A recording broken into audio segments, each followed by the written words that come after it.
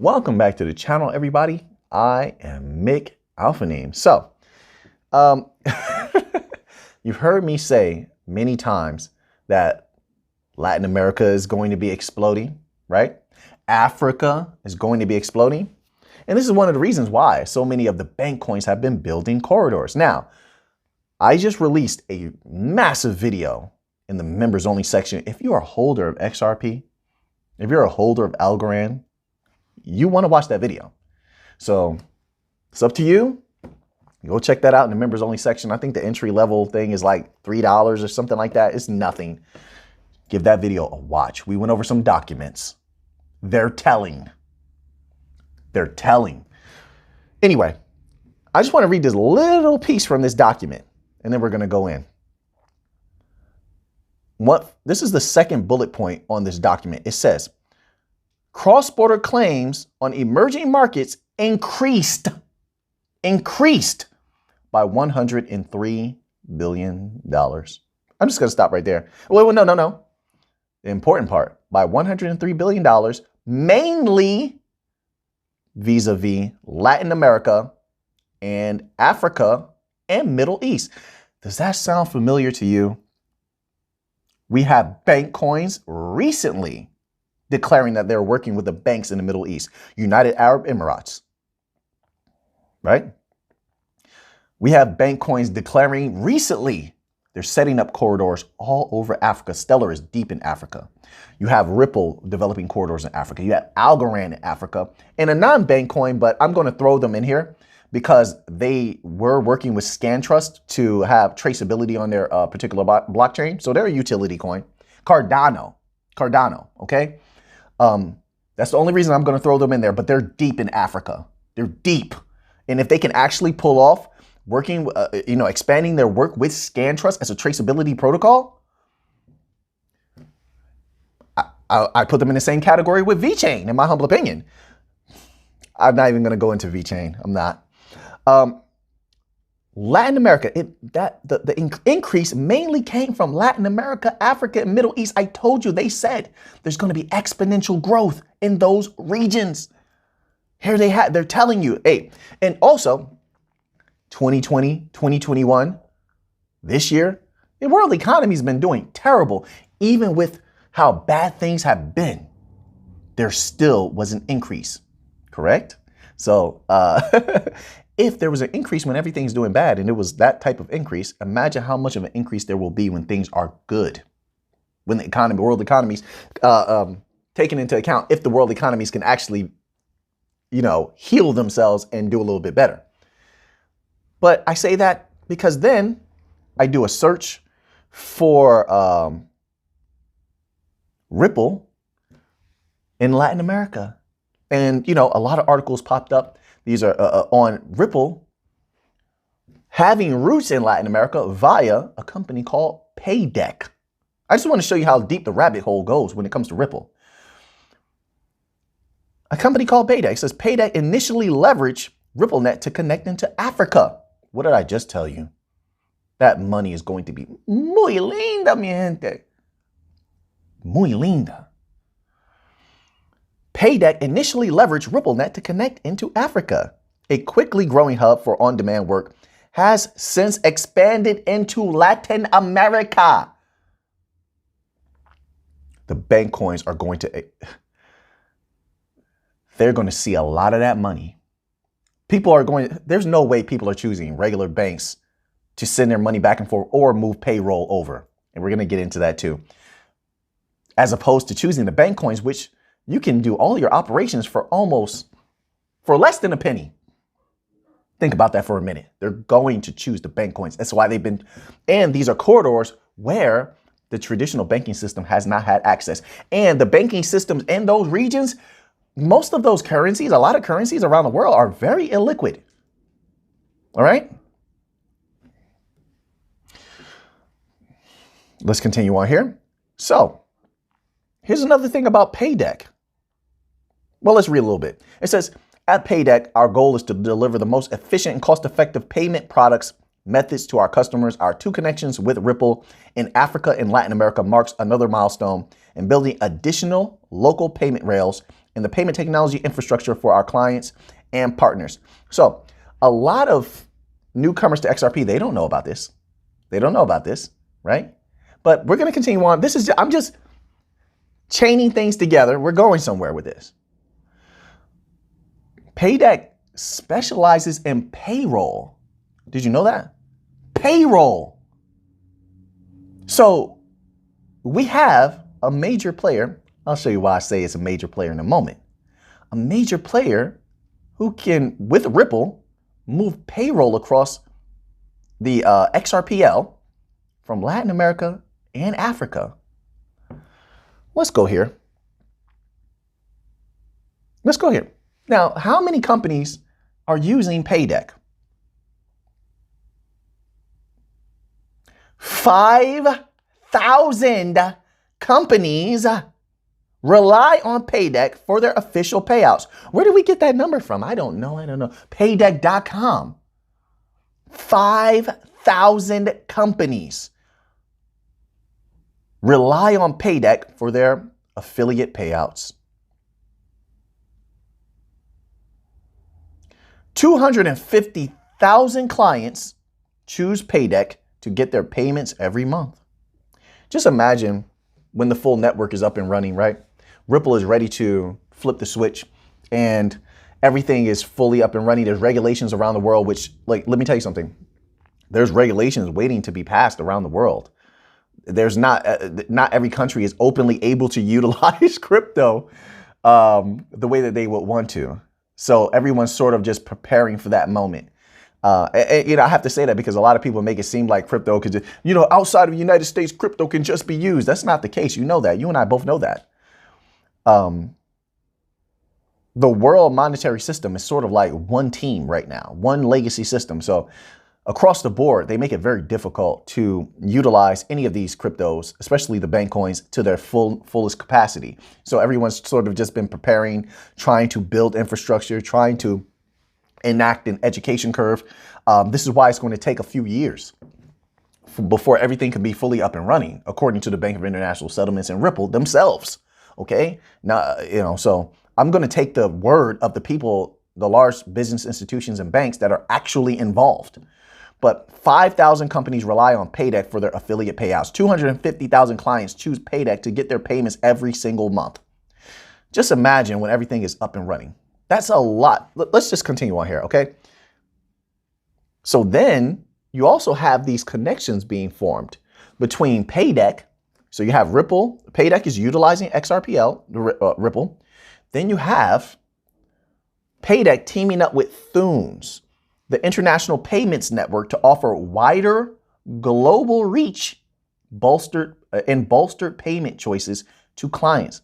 So they literally sought out Thunes to offer a wider global reach to who? Clients, partners, clients, right? So then we go to Thunes and we look at some of the companies that Thunes is working with. Not to say that they're going to be, that it's a guarantee they're going to use XRP, XRPL, but if Paydeck reached out to Thunes and partnered with them to expand their global reach, which obviously would be to clients, I think logically, go to Thunes.com and try to see who some of their clients are. Who is this company? Who do they work with? Who can they bring to the table, if anybody? We're going on possibility right now. But I believe these are legit connections because they're working together. So they're working with Grab, they're working with Siemens, right? This is on Thunes.com. They're working with Western Union. Oh, World Remit. Does World Remit sound familiar to you? World Remit, e-transfer, Boss Money, Uber Eats. Uber Eats works with Thunes. Commercial Bank of Dubai. Banks are nothing new. I know at this point, long-term XRP holders, they know all of these different things. Banks are nothing to them anymore, but there's a lot of newcomers to XRP. They don't know any of this information. It's very good for them. Let's continue on here, right? So that's just some of the connections I was making as I'm going down the rabbit hole, okay? So keep in mind, one of the reasons a lot of banks I believe, are going to want a piece of XRP, a piece of Algorand, and a piece of Stellar, is because they will allow them to reach into money they could not access before. And I will let a representative of Santander tell you. This is from an interview on CoinDesk.com. And here's a quote. It says, "The international payment experience in Latin America markets is even less evolved than in the European markets," he said. "There are even parts of the Latin American market where it's almost impossible to do an online international payment." Ripple gets in there easily. Algorand is in there easily. They built corridors over the last few years. Stellar's in there easily. Cello's, I believe, is in Latin America as well. They will need them. It says the corridor will be launched by country by country, and the bank would not say when the first country would launch. Of course not. They never say that. They never say when they're going to launch something.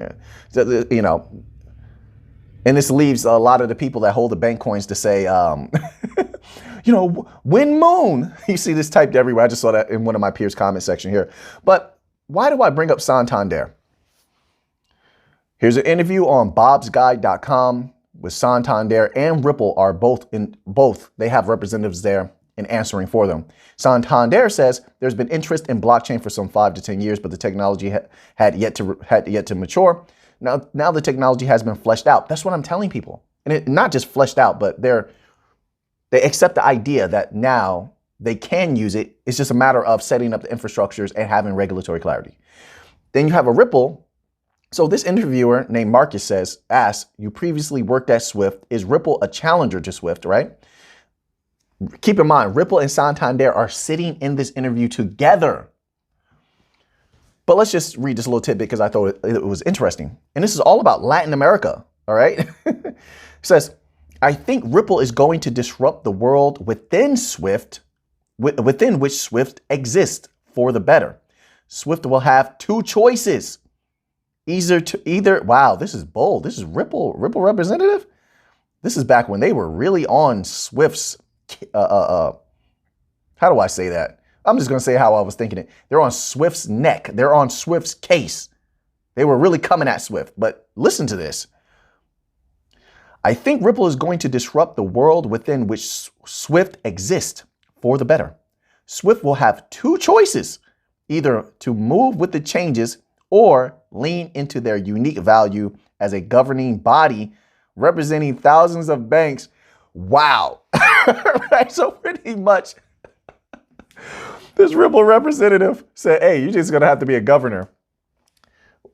Let the young guys run the courts." Like, you know, you get a little older and your knees hurt and you got to sit out the game in the basketball, you know, in the basketball game, let the young guys continue to run game 5, 6, 7, and 8. You're like, "Man, I got 2 games in me, 3 games in me. I'm going to sit down." That's pretty much what they just told them. That is bold. So they're telling you either you're going to have to get on board if you're Swift.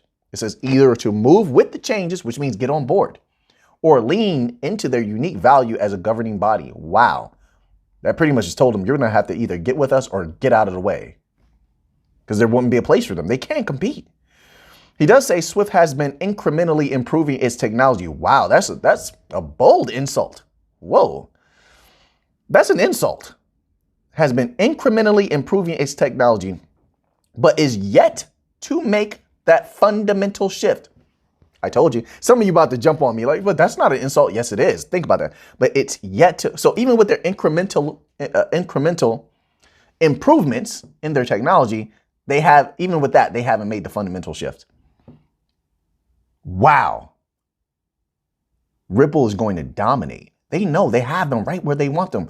Okay, so you have all of that going on with Latin America, okay? Trying to see if I left anything out here. My apologies, everyone. I'm trying to give you this. I have so many tabs open, but I'm doing my absolute best to try to give you this information here.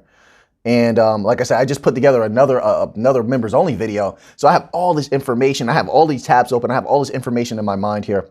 So just bear with me. I greatly appreciate it. So anyway, that leads me to this. And I know a lot of people, I hope you made it this far. I was doing a search as I'm going down this rabbit hole And I'm doing a search about Latin America, Ripple, Paydeck, Thunes, Santander. Well, maybe that's what it was. I was getting deep with Santander. I have a couple of tabs open on Santander. There's a PDF, not a PDF, sorry about that. There's a presentation that popped up. Now, I don't know if anybody else has covered this before because I've never seen this. And I've watched a lot of XRP videos from a lot of my peers. I don't discriminate. I watch videos from everybody.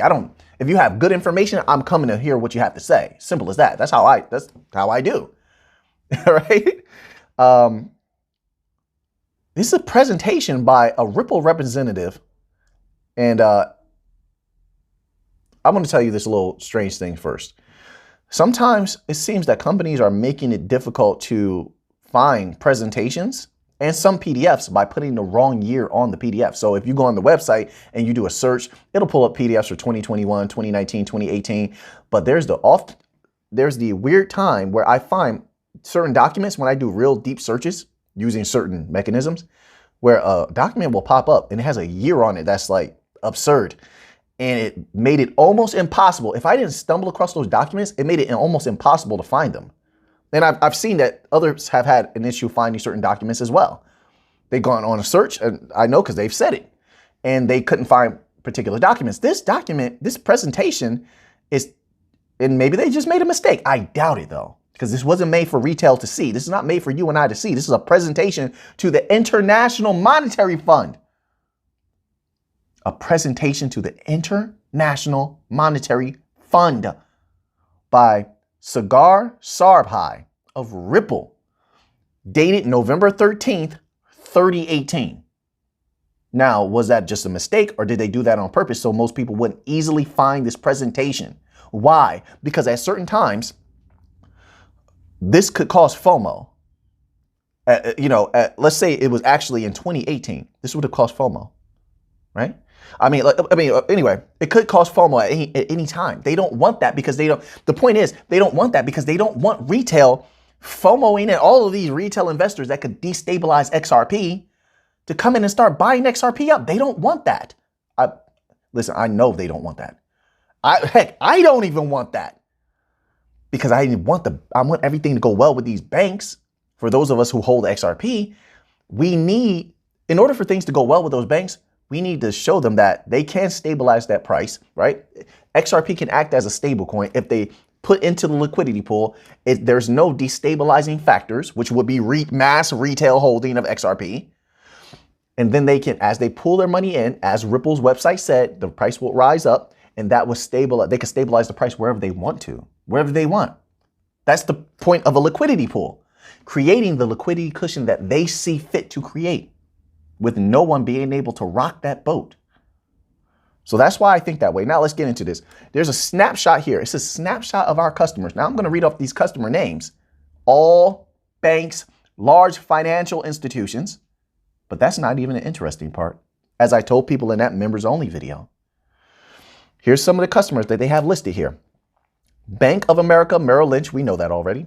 Standard Chartered, MUFG. We looked at their financials earlier this year in a video. Westpac, Santander, we know that. Oh yeah, we love Santander. UBS, Mizuho, American Express, SEB, BMO, SCB, Axis Bank. Did we take a look at Axis Bank financials? I don't know if we did or not. We may have to look into that because I don't remember them being on the list of the banks that we cover so far. Axis Bank, CIBC, AC Bank or AK Bank, and Yes Bank. All banks. All banks. How people can think that XRP is going to stay at a low price when all of their clients are, I won't say all, most of their clients are banks. How dare you even float the idea that XRP's price is going to stay low? This is my humble opinion, but how dare you? And this was, I'm extrapolating because the date says 2018. So I don't really know when this came out. So I'm just going to say it was in 2018. This was back then. Do you understand how many more? Ripple just said they have hundreds of financial institutions, not 100, hundreds of financial institutions signed up. That was in that last document I told you guys to download. You have to put in your company information, put your name in and stuff in order for them to allow you to download it. They said that in there. They didn't say 100. They said we have hundreds. They left it open-ended, but said hundreds. We can see, and we have always known that the bulk of what Ripple wanted to go after were banks. So we're talking about hundreds of banks utilizing XRP as a liquidity pool, liquidity cushion, the XRPL. So anyway, that's not the interesting part of this. So then at the bottom of the page, it says SBI Group, Ripple, right? After a snapshot of our customers, right? They have their little insignia there. Then it says, and it says ... and a consortium of plus 60 Japanese banks.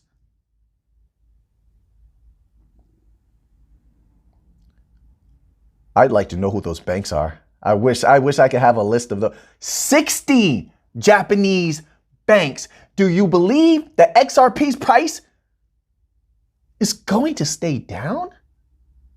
Do you not understand that at any moment they could flip that switch? They could settle with the SEC if they really wanted to. SEC could come to the table and say, hey, let's do something. They can change their minds at any time. There are no guarantees. Sometimes that's a good thing. Sometimes that's a good thing. But if ever they decide to flip the switch, so to speak, that price will explode like you have never seen. Never seen. Not financial advice. I'm not a financial advisor. I'm not telling you to buy, sell, or any of this stuff. It means nothing. As I said, as you see, the banks are coming. They are who it was going to make that price explode. Plus 60 Japanese banks. Can you imagine how many other banks around the world are not only partnered with Ripple, but possibly testing out the system before they even sign up? Because that happens. They test out the product.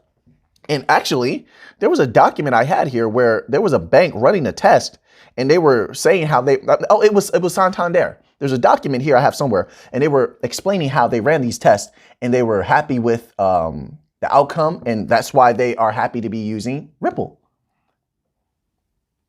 So there's even more banks that are testing the products out that haven't even, they can't even be declared partners yet. Think about that for a moment. Can we get that price? Can we get one razor tail? Just one. Razor tail. You know you want to do it with me. That price would raise. There was something else here, but I don't really have to go beyond, go further than that. Oh my goodness, this is unbelievable. I'm very excited. So you have all of these developments. Look at all the corridors. Look how much money can be moving through the XRPL. Payroll. Let me just see. I just want to see if I have Paydeck up here where it talks about payroll. Getting paid for your work. This is on paydeck.com. Getting paid for your work. By opening a Paydeck account, you can enjoy getting paid for your earnings from a variety of companies. All payments are accumulated in your Paydeck payment account. They specialize in payroll. That's why it's called Paydeck. Payroll moving across XRPL. Didn't I tell you? I told you. And you already have Algorand setting up infrastructures for payroll in Latin American countries via Koi banks. You have payroll about to roll out en masse in a few years on these bank coins. Do you believe that Algorand's price is going to stay down? XRP's price is going to stay down? You believe that? They're telling you. Paydeck utilizes XRPL, Ripple. They teamed up with Thunes, who is partnered with Uber Eats and a whole lot of other Western Union. Not to say that they're going to be bringing them to the table, but let's say they partnered with them to expand their global reach. I would think you have to bring some clients to the table and say, hey, this is who we're working with. Partner with us. We'll give you access. At least there's the consideration of the possibility. Santander, right? They're utilizing this for particular things. right? There's so many banks. I mean, listen, I'm just going to stop right here. I think we covered enough. And quite honestly, I'm going to take a break and go relax. But everything is looking good, in my opinion, looking very, very good. So 60 plus 60 Japanese banks. I would love to know who these banks are. This is a snapshot of our customers. Then it says at the bottom, after it lists the customers, right? It has SBI slash SBI group slash Ripple. Then it says, then there's a space, ... and a consortium of plus 60 Japanese banks. They would not be working with Ripple if they weren't trying to use the XRPL or be interested in using the XRPL. Remember, XRP doesn't have to only be used as a bridge currency. That's where a lot of coins mess up. Bridge currency, liquidity provider, the liquidity hub. There are so many different financial offerings, plus 60 Japanese banks. So the possibility is there. They wouldn't have mentioned this in a presentation to the IMF. And this was found on imf.org. So now that you have that information, what are you going to do with it? I know what I'm going to do with it. So until next time, let's get to the money.